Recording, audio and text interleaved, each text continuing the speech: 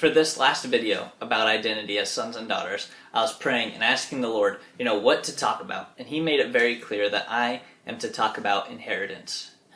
And as we have discussed in previous videos, as adopted sons and daughters, you have an equal claim to an inheritance as a natural born child. And when I think about our inheritance from God, it raises this question in me. When do you claim the inheritance from a father who never dies? And there is a lot to our inheritance as children of God. There are many perspectives and a lot of thoughts based on several Bible passages. So naturally, I ask God, okay, what is it about inheritance that you want to teach me about? And that's when the Lord brought to mind the 1995 comedy Billy Madison. If you're not familiar with the movie, here is the premise. You have Adam Sandler, who plays Billy Madison.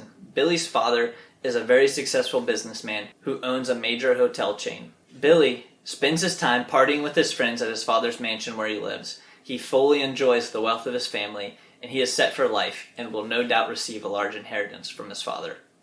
Trouble starts when his father announces his upcoming retirement, and along with those announcements, he reveals his plan to hand the company over to someone else.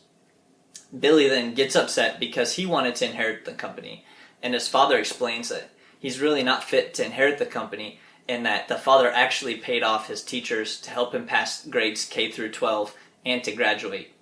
So Billy strikes a deal with his father that if he can go back and pass each grade over the span of a couple months, then he can inherit the company.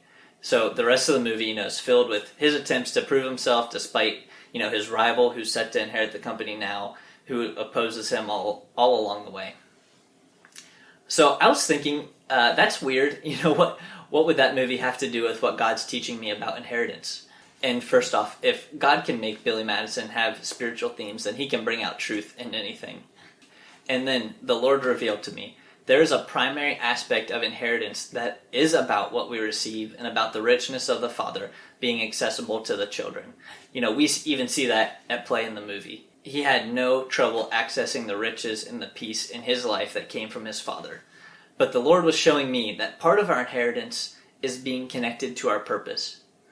Like Billy, we can fully grasp many of the benefits of our inheritance, but one thing we long for as children of God is the ability to participate in the family business. You have a role to play in the family. If we focus solely on receiving His riches and not in maturing and growing in our giftings, then the day may come where the Lord gives our role to someone else. And hopefully that will inspire us to jealousy in that we want to be doing what God made us for, and we don't want to sit there and allow others to fill our role. How else can we find our purpose aside from Him, the one who made us? Our identity is in Him. We are part of the family. He has a mission that we are all on together, and there are unique rules for each of us. With this movie illustration, God also showed me a maturing process at work. We can try to bypass the hard work of growth and maturity and just bathe in the goodness of the Father and be content not growing or doing anything and taking no interest in the Father's business. If we do this, then we can expect to not have much expected of us.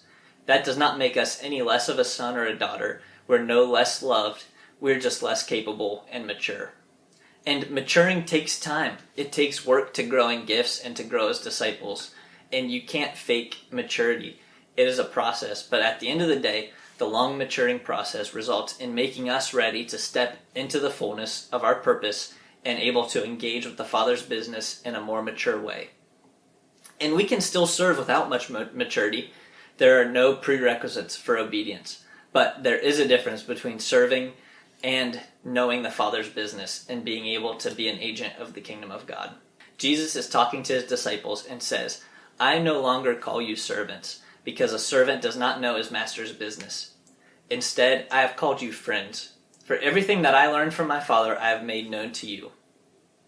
There is a difference between operating as a servant who does not know the will of the Father and being a friend who has the mind of Christ, who knows his master's business.